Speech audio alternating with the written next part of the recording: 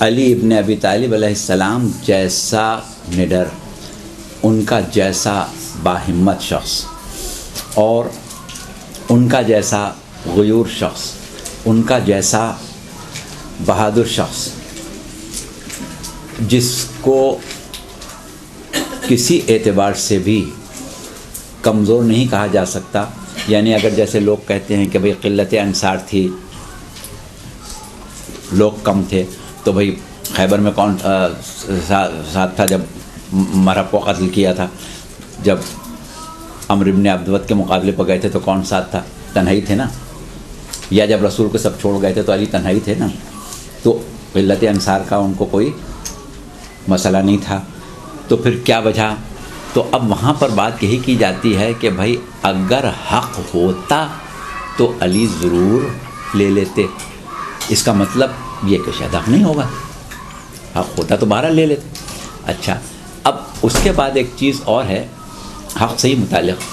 آپ نے حدیث سنی ہے، بہت مشہور حدیث ہے کہ آپ کے بارے میں فرمایا کہ حق علی کے ساتھ ہے، علی حق کے ساتھ ہے، اور پروردگار حق کو ادھر موڑ دے جدھر علی موڑ جائیں.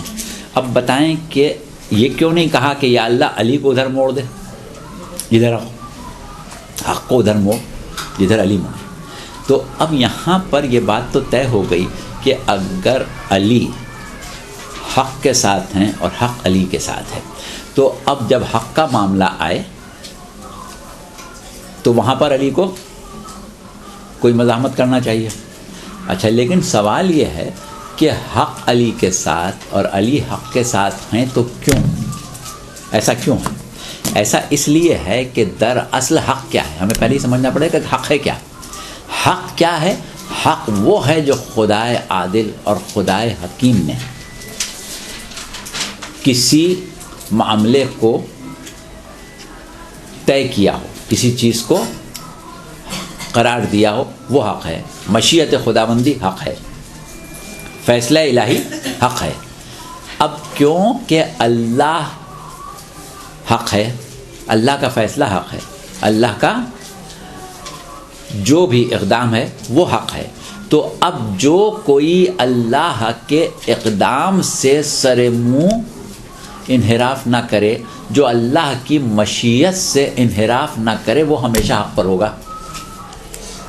تو اس کا مطلب یہ ہوا کہ ہم جب یہ دیکھنا چاہیں کہ علی حق پر ہیں، علی حق کے ساتھ ہیں، تو ہمیں اس پیرائے کو اس تناظر میں دیکھنا پڑے گا کہ کبھی ایسا ممکن ہے کہ علی مشیت خداوندی سے انحراف کرے؟ کبھی یہ ممکن ہے کہ علی مشیت خداوندی کے خلاف ہو جائیں، دوسری طرف ہو جائیں؟ یہ تو کسی حال میں ممکن نہیں ہونا چاہیے. اچھا، اب اس کے بعد ہم تھوڑا سا آگے بڑھ رہے ہیں کہ جب بات یہ کہی جا رہی ہے کہ بھائی علی کا حق تھا تو علی نے کیوں نہیں لے لیا.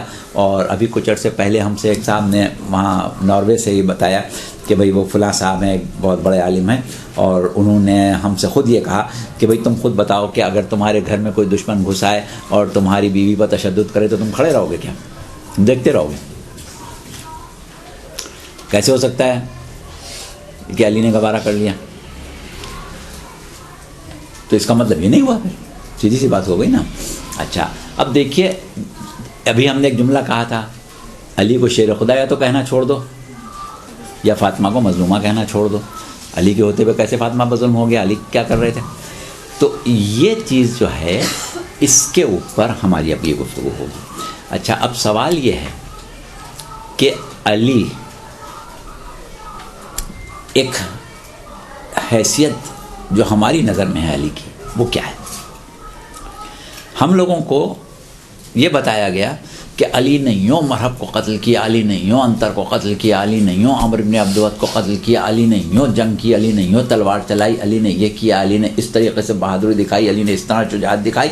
تو ہم لوگ یہ سمجھنے لگے کہ علی کوئی بہت بڑے پہلوان ہیں، علی کوئی ہیوی ویٹ چیمپئن ہے، جبکہ حقیقت یہ نہیں ہے. علی کو بہادر کہنا، علی کو نڈر کہنا، علی کو دلاور کہنا، علی کو باہمت کہنا، یہ سب علی کے مقام و مرتبے سے بہت پست ہے، بہت پست ہے.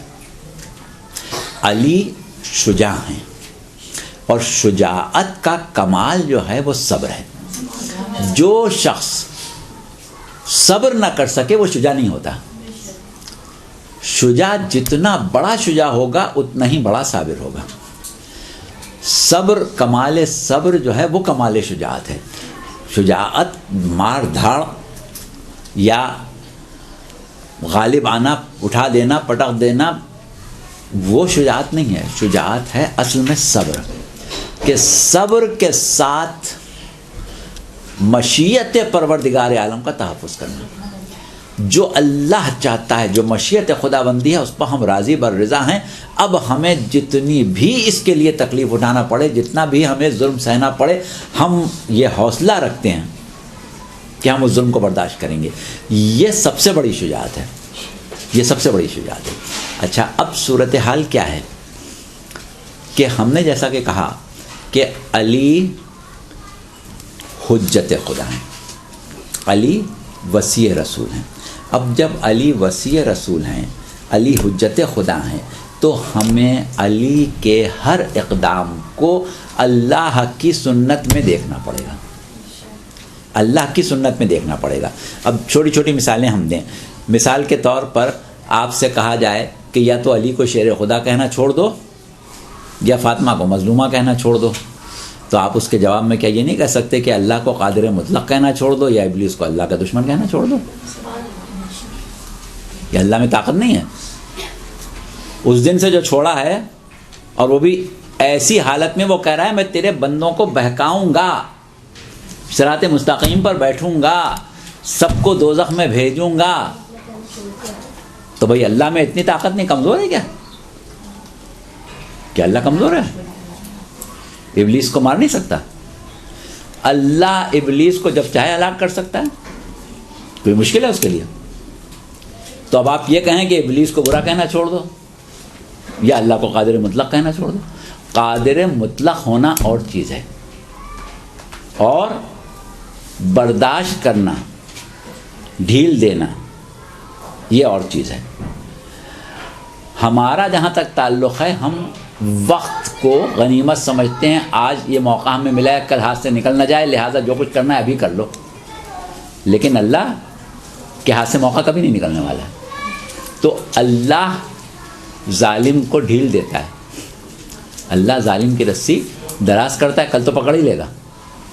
تو اللہ کی سنت میں یہ نہیں ہے کہ طاقت ہے تو ابھی گردن پکڑ لو. اور علی کون ہے؟ زمین پر اللہ کی حجت ہیں. علی زمین پر اللہ کی حجت ہیں. ایک چیز یہ آپ ذہن میں رکھیں. اچھا، دوسری چیز ایک ذہن میں یہ رکھیں کہ ہم یہ کہتے ہیں کہ صاحب اگر خلافت علی کا حق تھا تو علی کو لے لینا چاہیے تھا، اگر علی کا حق تھا تو لے لینا چاہیے تھا. تو اب سوال یہ ہے کہ خلافت دراصل کیا شے ہے؟ خلافت دراصل کیا شے ہے؟ پروردگار عالم نے سورہ انبیاء میں کیا ارشاد فرمایا کہ وَلَقَدْ كَتَبْنَا فِي الزُّبُورِ مِن بَعْدِ الذِّكْرِ أَنَّ الْأَرْضَ يَرِثُهَا عِبَادِيَ الصَّالِحُونَ، کہ پروردگار عالم یہ کہہ رہا ہے کہ ہم نے تو ذکر کے بعد، یعنی توریت کے بعد یا نصیحت کے بعد تمام آسمانی کتابوں میں لکھ دیا یا زبور میں لکھ دیا، اور قرآن میں بھی یہ آیت آ گئی کہ ہماری زمین جو ہے اس کے وارث ہمارے صالح بندے ہیں. زمین ہمارے صالح بندوں کی ملکیت ہے. اب یہ بتائیں کہ صالح بندے کی جب بات آ رہی ہے کہ زمین ملکیت ہے صالح بندے کی، تو روئے زمین پر عالم اسلام میں آپ آ جائیں، پہلے زمانے میں نہ جائیں، عالم اسلام میں روئے زمین پر عہد رسالت میں سب سے بڑا صادق کون تھا؟ خود رسول اللہ تھے نا.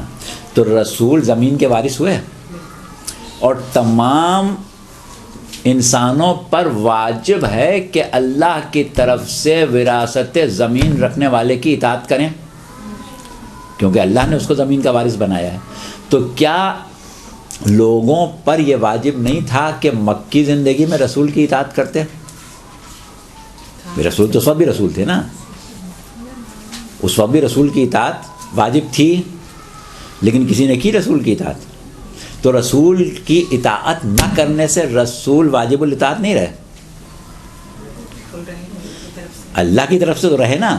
تو اس کا مطلب کیا ہوا کہ جس کو اللہ واجب الاطاعت بنا دے اس کا وہ حق جو اللہ نے دیا ہے وہ تو کوئی نہیں چھین سکتا، اس کو اس کے مقام سے ہٹا سکتا ہے. تو جو اللہ نے حق دیا ہے وہ تو علی کے پاس تھا نا.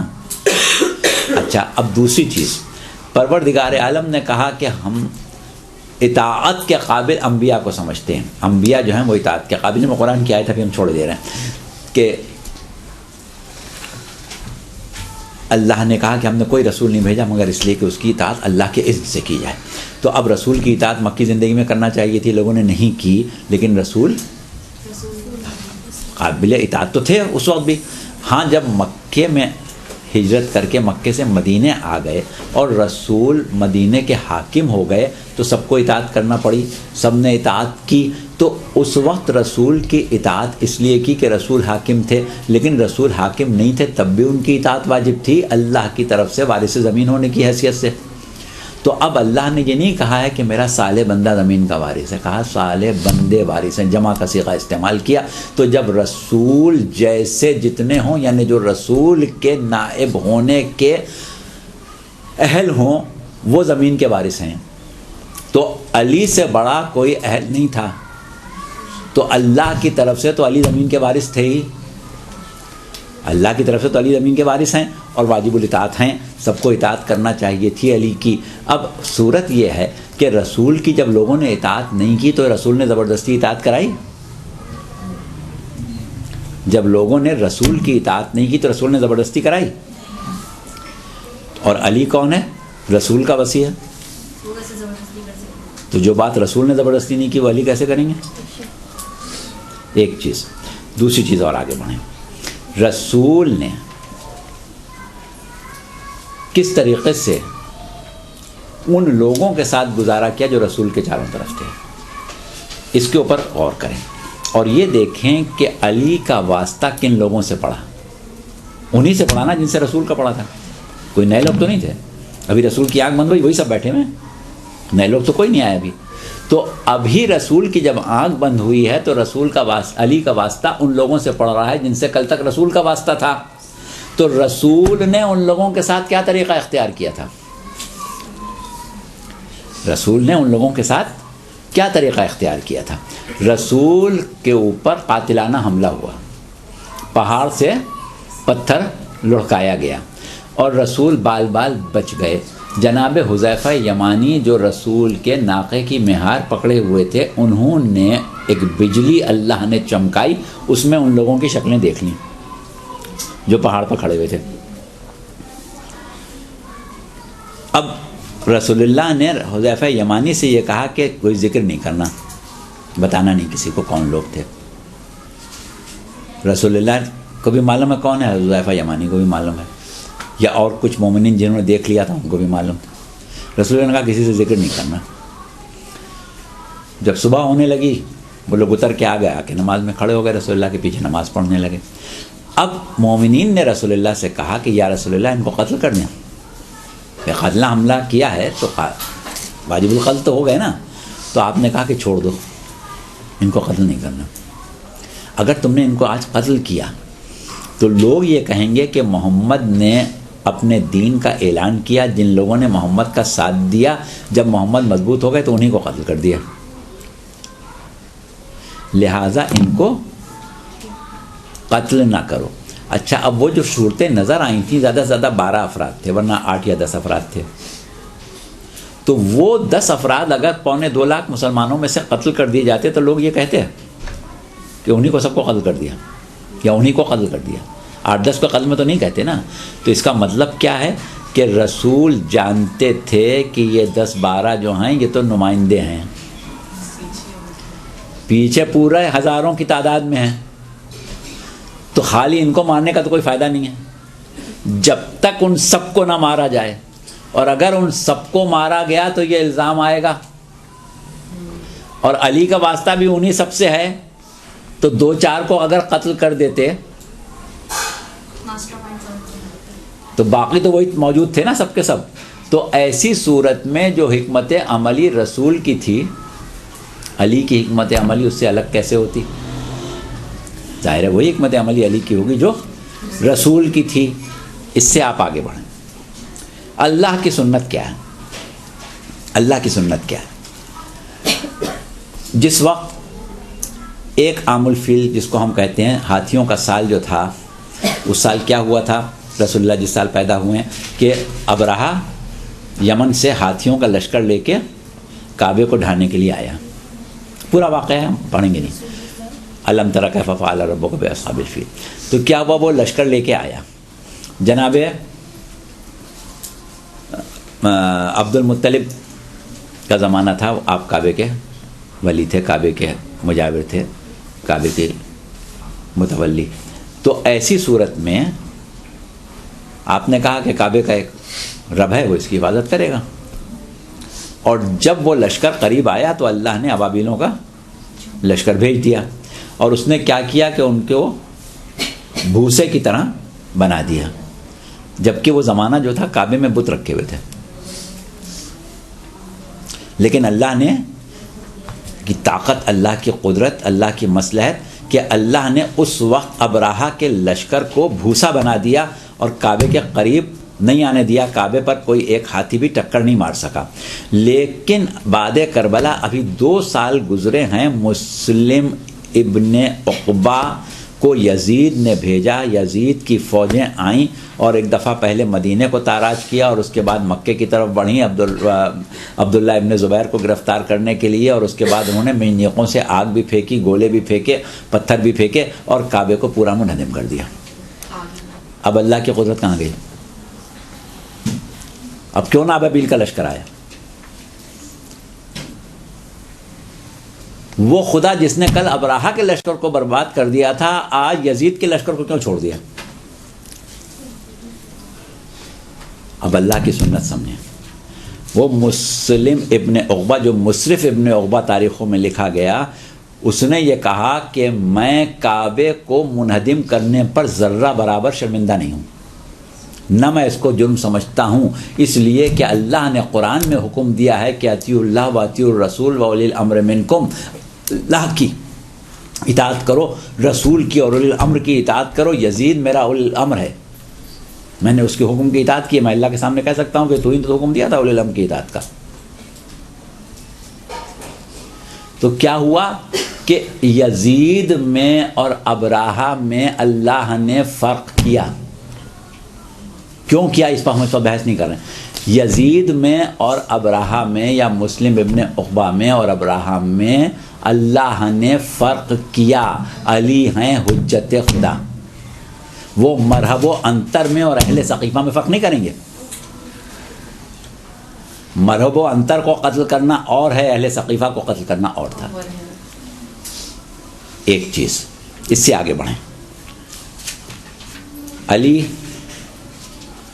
وہ ذات ہیں کہ جو اللہ کی رضا کے لیے، اس کی مصلحت کی، اس کی سنت کی حفاظت کے لیے ہر ظلم برداشت کر سکتے ہیں. یہی ملکہ صبر ہے علی کا کہ علی ہر ظلم برداشت کر سکتے ہیں. اب آپ یہ بتائیے کہ علی نے 25 سال تک صبر کیا اور اس کے بعد تیسری خلافت جب ایک مرتبہ ناکام ہو گئی اور خلیفہ کو قتل کیا مسلمانوں نے، بہت بڑی اکثریت نے مسلمانوں کی. مسلمان یہ کہتے ہیں کہ جہاں پر مسلمانوں کا اجماع ہو جائے، امت کا اجماع ہو جائے، وہ چیز حق ہوتی ہے. اور ایسی حق ہوتی ہے کہ قرآن بھی آیت پیچھے رہ جاتا ہے، رسول کا قول بھی پیچھے رہ جاتا ہے. اور مسلمانوں کے اجماع سے ہی ثقیفہ قائم ہوا تھا، انہی کے اجماع سے ثقیفہ کی حکومت قائم ہوئی تھی. آج وہ سب مل کے ثقیفہ کے تیسرے چہرے کو رد کر رہے ہیں.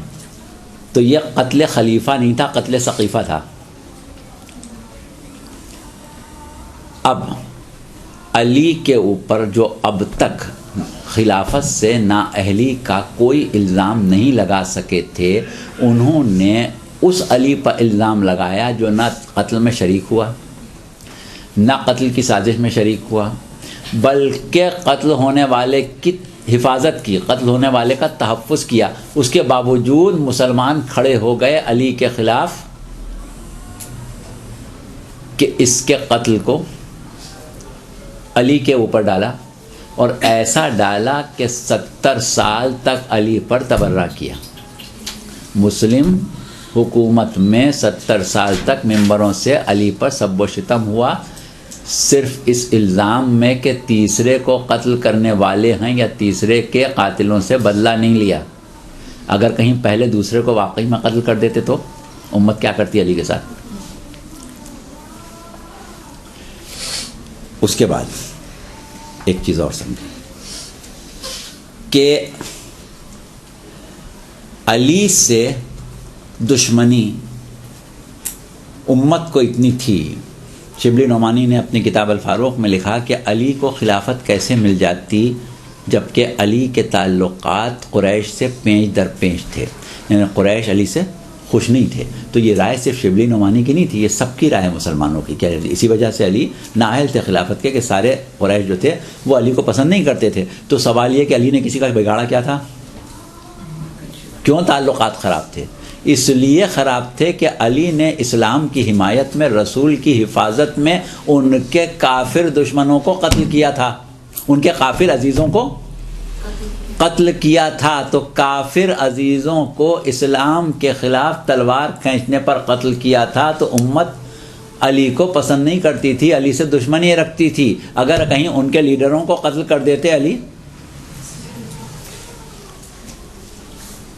تو دنیا کیا کرتی علی کے ساتھ؟ علی سے بغاوت کرنے والا، علی کے خلاف سازشیں کرنے والا، حد یہ کہ علی کو قتل کرنے والا، حسن کو قتل کرنے والا آج تک مسلمانوں کے نزدیک اس لیے محترم ہے کہ صحابیت کی جو تقدس ہے وہ کسی صورت سے ہاتھ سے نہیں جانے دیتے. اگر اس باغی نے پہلے یا دوسرے کے خلاف بغاوت کی ہوتی تو مسلمان اس کی صحابیت کو دیکھتے ہیں. سعد ابن عبادہ، مالک ابن نویر اور ایسے افراد ہیں کہ جنہوں نے پہلے یا دوسرے کے خلاف آواز اٹھائی تو آج تک ان کی صحابیت جو تھی اس کا تقدس کہیں نظر نہیں آتا. جس نے علی کے خلاف بغاوت کی اس کی صحابیت کا تقدس ہی ختم نہیں ہوتا. تو امت علی کے ساتھ کیا کرتی؟ اور پھر علی نے اگر خاموشی اختیار کی تو اس خاموشی کی ظاہری جو نتائج نکلے اس کے، اگر ہم ان کو دیکھیں تو کل پہلی منزل پر علی ایک ایک کے گھر جا کے کہہ رہے تھے، ایک ایک انصار کے پاس جا کے کہہ رہے تھے کہ میرے حق کو پہچانو، یاد کرو رسول نے مجھے کیا مقام دیا ہے، یاد کرو اسلام میں میرا کیا مقام ہے، یہ تم لوگ کہاں جا رہے ہو، یہ کیا کر رہے ہو، میرے ساتھ آؤ، میرا ساتھ دو، میں تمہارا اصل رہنما ہوں، میں تمہارا امام ہوں. تو کسی کے کان پر جوں نہیں رینگی تھی. اور جب تیسری منزل پر وہ ساری عمارت گر گئی تو لوگوں نے علی کو اس طرح گھیر لیا کہ سوائے علی کے بیعت کرنے کے کوئی راستہ ہی نہیں تھا. علی بیعت لے لو، علی بیعت لے لو، علی بیعت لو. کل علی کی بیعت نہیں کر رہا تھا، آج سب علی کی بیعت مانگ رہے ہیں علی سے. جس شرط پر چاہو ہم سے بیعت لے لو. تو یہ سب کیا ہوا؟ یہ علی کی خاموشی ہی تو رنگ لائی. علی کی خاموشی نے یہ رنگ دکھایا کہ کل جو علی کی بیعت کرنے پر تیار نہیں تھے آج علی سے کہہ رہے ہیں کہ ہر شرط پر بیعت کرنے کو ہم تیار ہیں. یہ کوئی شیعان علی وہ نہیں تھے کہ جو علی کو پہلا امام مانتے تھے، علی کو خلیفہ بلا فصل مانتے تھے. یہ سب وہ ہیں جو پہلے تین کی اطاعت کر کے آئے تھے، جو پہلے تین کی اطاعت کر کے آئے تھے. آج وہ یہ سمجھ رہے ہیں کہ اگر نجات ہے تو علی کی خلافت میں ہے. تو یہ علی کی خاموشی تو رنگ لائی. اگر علی کی خاموشی رنگ نہ لاتی تو یہ صورتحال کیسے پیدا ہوتی؟ تو یہ علی نے اتنے دن صبر کر کے یہ ثابت کر دیا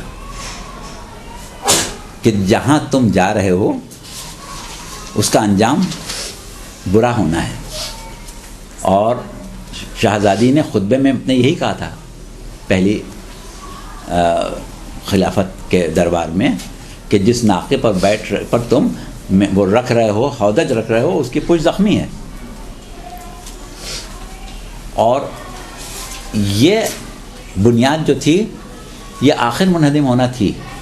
اور آخر کار لوگوں کو احساس ہونا تھا، اور جب احساس ہوا تو یہ بھی احساس ہوا کہ یہ اگر ہم کوئی تبدیلی چاہتے ہیں تو وہ علی کے ہی ذریعے آ سکتی. تو اتنا زیادہ علی کا خاموش رہنا جو تھا اس کا بہترین نتیجہ تو دنیا نے اسی وقت دیکھ لیا کہ کیا صورتحال پیدا ہوئی. اور اس کے بعد ایک چیز اور ہے کہ پروردگار عالم نے سورہ عنکبوت کی پہلی دوسری آیت آپ پڑھ لیں. بسم اللہ الرحمن الرحیم، الف لام میم، احسب الناس ان یترکوا ان یقولوا آمنا وہم لا یفتنون، کہ کیا لوگوں نے یہ سمجھ لیا کہ وہ صرف کہہ دیں گے کہ ہم ایمان لائے تو ہم ان کو آزمائش میں نہیں ڈالیں گے. اور جس وقت یہ آیت نازل ہوئی تو رسول اللہ نے کہا کہ لوگوں کا آزمائش میں ڈالا جانا بہت ضروری ہے، کیونکہ میرے بعد یہ فیصلہ کیسے ہوگا کہ سچا کون ہے اور جھوٹا کون ہے. اللہ نے تو کہہ دیا تھا کہ یہ دعویٰ کر رہے ہیں یا آپ کو رسول مان رہے ہیں لیکن یہ جھوٹے ہیں. اللہ کہہ رہا ہے کہ وہ ایمان لا کے کافر ہو گئے، بظاہر تو کوئی کافر نہیں ہوا، تو پتہ کیسے چلے کہ کون کافر ہوا؟ جب تک کہ علی ایسا کوئی فعل انجام نہ دیں کہ امت آزمائش میں پڑے. اور ایک حدیث بڑی مشہور ہے، ہم اب اس کے حوالے ہمارے پاس سب سے اب چھوڑے دے رہے ہیں، کہ ایک شخص نے سوال کیا تھا چھٹے امام سے کہ مولا وہ عبادت جو اللہ کی حجت کے ساتھ کی جائے، زمانے کے امام کے ساتھ کی جائے، اس حالت میں کہ زمانے کا امام لوگوں پر غالب ہو، بہتر ہے یا وہ عبادت بہتر ہے جو اس زمانے میں کی جائے جب زمانے کا امام بظاہر مغلوب ہو اور اہل باطل کے خوف سے چھپ کے لوگ عبادت کریں؟ کوئی جیسے 7ویں امام کتنے دن زندان میں رہے، 11ویں امام زندان میں رہے، امام صادق علیہ السلام بھی گھر میں ایک لحاظ سے قید رہے بعد میں منصور دوانقی کے زمانے میں، اور اس طریقے سے بہت سے مواقع ایسے آئے کہ امام کو تو موقع نہیں ہوتا تھا کہ لوگ امام کے ساتھ بیٹھیں. امام زین العابدین کے ساتھ لوگوں کو بیٹھنے کا کم موقع مل رہا تھا. تو کیا ہوا کہ ایسی حالت میں مومنین جو تھے، جب سے رسول اللہ کی وفات ہوئی تھی اور غیبت تک یا بلکہ آج تک اس حالت میں نہیں آئے کہ کھلم کھلا نماز پڑھیں، کھلم کھلا اپنے آپ کو مومن کہیں، کھلم کھلا امام کا ذکر کریں، کھلم کھلا اپنے عقائد بیان کریں. تو پوچھا کہ مولا ایسی حالت مومن کے لیے بہتر ہے یا وہ بہتر ہے کہ جس میں امام کا غلبہ ہو؟ تو آپ نے کہا کہ جس طرح پوشیدہ صدقہ جو ہے وہ اعلانیہ صدقے سے بہتر ہے، اسی طرح یہ پوشیدہ اطاعت جو ہے تمہاری وہ اعلانیہ اطاعت سے بہتر ہے. اور وہ الفاظ ہم اب حدیث کی نہیں بیان کر رہے ہیں، جلدی سے ختم کر رہے ہیں. تو اسی طریقے سے آپ نے پھر نمازوں کا بتایا کہ ایک رکعت نماز کتنی رکعتوں کے برابر ہے، اور اس کی دوسری عبادتیں جو ہیں فرادہ نماز کی کیا کیفیت ہے، اور اس کی جو جماعت کی نماز ہے اس کی کیا حیثیت ہے، جو نماز ظالموں سے چھپ کے قائم کی جائے، اہل حق قائم کریں، ان کی کیا حیثیت ہے، اس میں کتنا ثواب ہوتا ہے. وہ ساری باتیں اس حدیث میں آ جاتی ہیں. اور اس کے بعد اگر ہم عقلاً غور کریں تو یہ بتائیں کہ ہم امام کو حجت خدا سمجھ کے امام کی اطاعت کرتے ہیں، امام کے ساتھ رہتے ہیں، یا امام کی جانثاری اپنا فرض سمجھیں اگر، اور عالم یہ ہو کہ امام بے کس و مظلوم ہو، تو یہ بات کتنی مشکل ہے. اور امام حاکم ہو.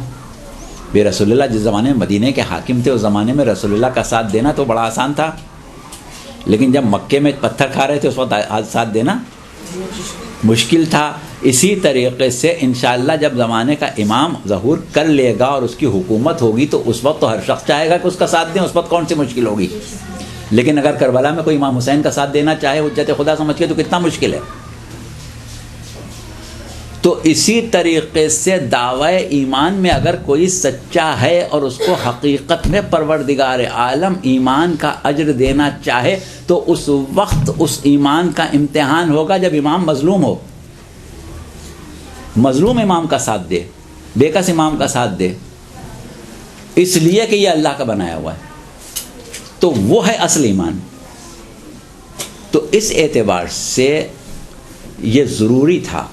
اور یہ چیز جس وقت امام حسن علیہ السلام نے معاویہ سے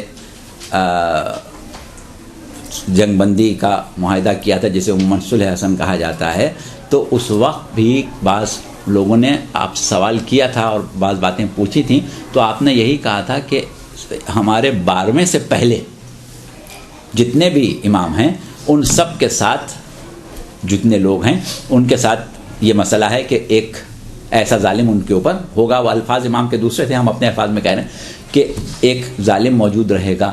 تو اب ہوتا یہ ہے کہ پروردگار عالم نے یہ چاہا کہ حقیقی مومن جو ہیں وہ الگ ہو جائیں. اور یہ جب ہی ہو سکتا تھا کہ جب امام بحیثیت نمائندہ پروردگار عالم اللہ کی طرف سے واجب الاطاعت ہو، لیکن لوگ اس کی اطاعت اس حال میں کریں کہ صرف اللہ کے لیے اطاعت کریں، جبکہ اس میں وہ خود مظلوم ہو. تو یہ ایک الگ پیرایا ہے. اس کے اوپر اب زیادہ بات کرنے کا وقت نہیں رہا، اور میرے خیال سے آپ کا وقت بھی ختم ہو گیا. تو اس میں اور بہت سے نکات تھے جو ہم نے چھوڑ دیے ہیں، لیکن مقصد جو تھا وہ ہم نے آپ کے سامنے رکھ دیا ہے. اور بہت سی چیزیں تو وقت نہ ہونے کی وجہ سے چھوڑیں، اور پھر یہ چیز تھی کہ ہمیں یہ اندازہ ہوا کہ آپ لوگوں کے لیے باتیں جو ہیں وہ زیادہ بھاری ہو جائیں گی، بہت مشکل باتیں ہو جائیں گی، تو آپ لوگوں کو اس کو سمجھنے میں اور یاد کرنے میں بھی مشکل ہو جائے گی. تو ہمیں اندازہ نہیں تھا کہ ہمارے سامنے جو بچیاں آئیں گی وہ کس معیار کی آئیں گی، کس اسٹینڈرڈ کی آئیں گی. تو ہم نے یہ طے کر لیا تھا. لیکن بہرحال ہمیں یہ اطمینان ہے کہ یہ باتیں ضائع نہیں گئی ہیں. آپ لوگوں کی جتنی بھی سمجھ میں آیا ہے اس حد تک آپ لوگ اس سے نہ صرف خود فائدہ اٹھائیں گے، بلکہ یہ وہ چیزیں ہیں کہ جو آپ آگے بھی لوگوں کے لیے مہیا کر سکتی ہیں، اور اس میں سے جتنا بھی یاد رہ جائے. اور آپ لوگوں نے ماشاءاللہ سے نوٹ بھی کر لیا ہے. تو بس آج ہم اس پر ان دونوں چیزوں پر گفتگو کو ختم کر رہے ہیں. برحمتک یا ارحم الراحمین، وصلی اللہ علی محمد و آلہ الطاہرین.